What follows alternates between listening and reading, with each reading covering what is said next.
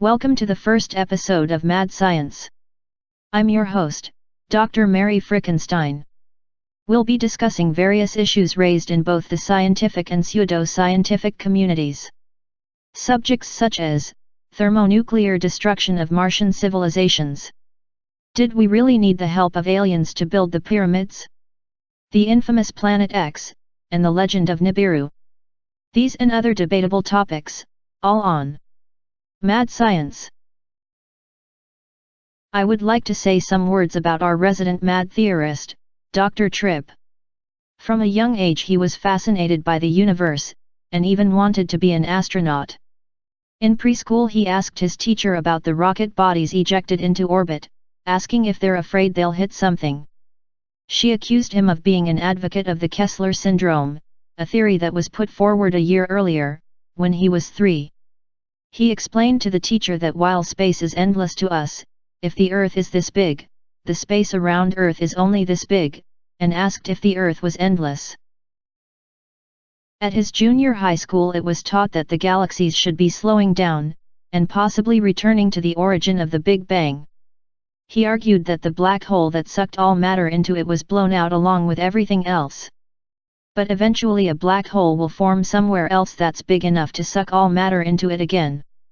He called it the ultimate recycling plan. His freshman year in high school, he wrote an essay stating that if the human race wanted to avoid extinction, it would have to colonize planets outside of our solar system, or learn how to live in interstellar space. He cited self-destruction, natural catastrophes, and the eventual death of our own sun as methods of our demise. His teacher graded it with a C, saying it was too fanciful. By our findings, a well-known theoretical physicist made an eerily familiar, groundbreaking statement to the public, more than 2 full decades later. And when he learned theories why modern times seem to be much cooler than most of Earth history. One being that an object hit Earth, pushing its orbit further from the Sun. He stated that the Earth could be drifting away from the Sun, and when he learned that the Moon is drifting from the Earth at the rate of about an inch a year, he titled his theory, Global Orbital Decay.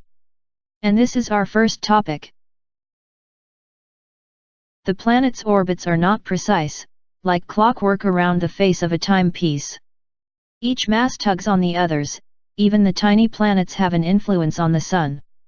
The axis the Sun and each planet share are near to the center of the Sun, because of its mass. But Jupiter, at 1/1000th the mass of the Sun, shares an axis about here. This slight wobble is actually one method scientists use to determine if a distant star is orbited by any planets. It is very possible that the planets are being thrown outward, ever so gently. Just like the Moon. It is also possible the planets are being drawn inward, but wouldn't a gradual warming be apparent? This is our inner solar system.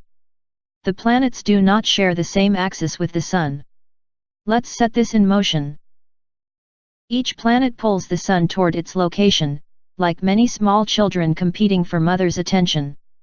With all these gravitational forces affecting one another, it is no great leap of faith to state that their orbits are not as stable as they may seem. This theory could also suggest that Mars was once more suitable for life, and further within the Goldilocks zone than at present time.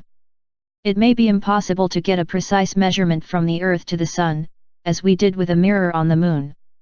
But we know from our own satellites there is a delicate balance between the speed of the object, and the gravitational force of the object holding it. The satellites themselves can be jerked around by the Sun, the Moon, and Jupiter, requiring minor adjustments to maintain their orbits. It may be some time before the theory of global orbital decay can either be proven, or disproven. While targeted as an earthly phenomenon, global has come to mean widespread, including our position in relation to our galaxy's core. The arms of our galaxy could be an indication of a slow, rotational expansion of materials of mass at its outer edges. Tell us what you think.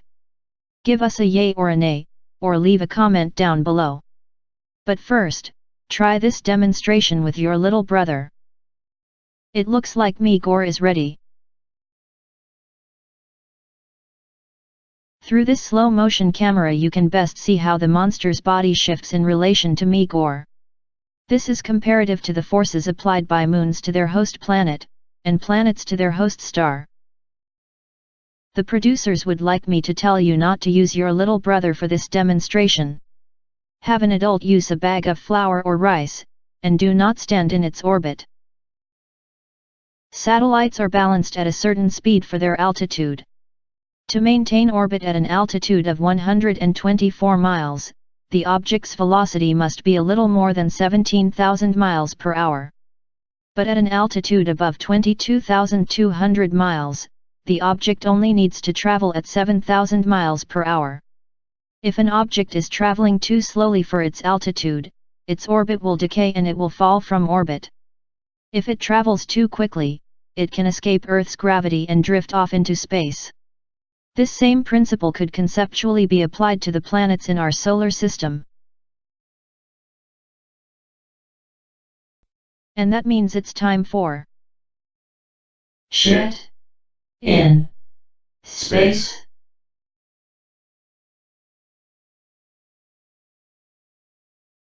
Since mankind put its first satellite into orbit, thousands of satellites, and accumulative debris, have collected in the upper altitudes. With each rocket shot into space, debris such as rocket bodies have been left behind to orbit indefinitely.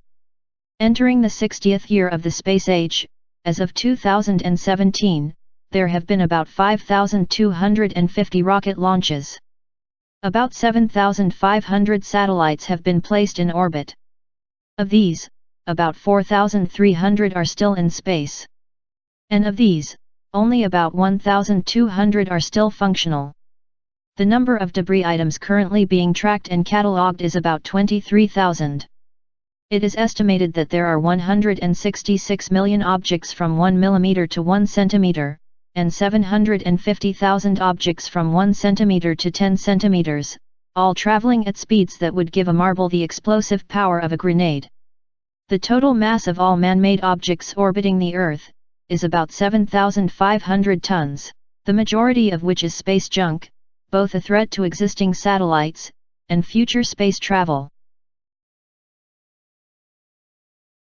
Our next topic is artificial intelligence, or AI. There is much debate about artificial intelligence. Film often depicts violent conflict between humans and an artificial intelligence, often in the form of robotic beings. Many experts believe this to be the potential outcome as well. But some experts believe the result could be a utopia, where mankind can focus on arts and science, and the daily routine labors will be handled by artificial intelligence. The outcome will likely be determined by its initial programming. If we teach it issues are resolved with war, then it is likely to respond to issues with war. In Nietzschean philosophy, mankind is a stepping stone to something greater. Could our legacy live on, through the artificially intelligent machinations we will create? Machines could much more easily survive in interstellar space, and investigate any potentially inhabitable planets. If mankind is unable to survive elsewhere than Earth, AIs could be the only remaining survivors from our small planet. How might our artificial intelligence reflect upon us, if it found another planet with intelligent life? This will depend largely upon the programmers, natural or artificial, and the attributes they have given to the AI. If our only surviving descendants are the machines, what kind of legacy would we be leaving behind for the universe?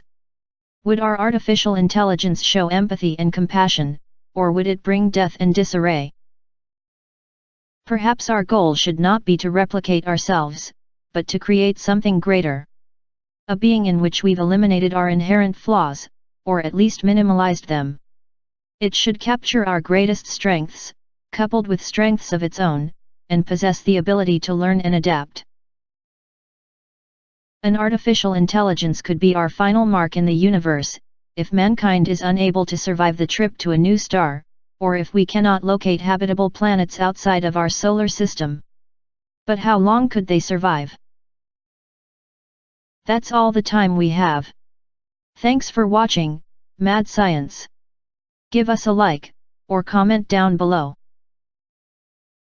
Captain, warp 12 is all she can take. We must get out of range of this giant black hole. It's no use, Captain.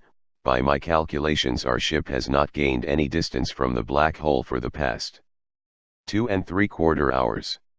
How is that possible? Stars are zipping right past us. The stars are being pulled toward the black hole, while we are not gaining any distance.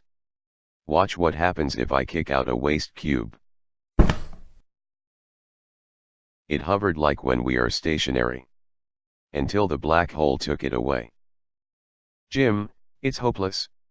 We're about to get sucked into the giant sphincter of a massive collapsing galaxy. Shit. Don't forget to give us a like, or a don't like, or comment down below.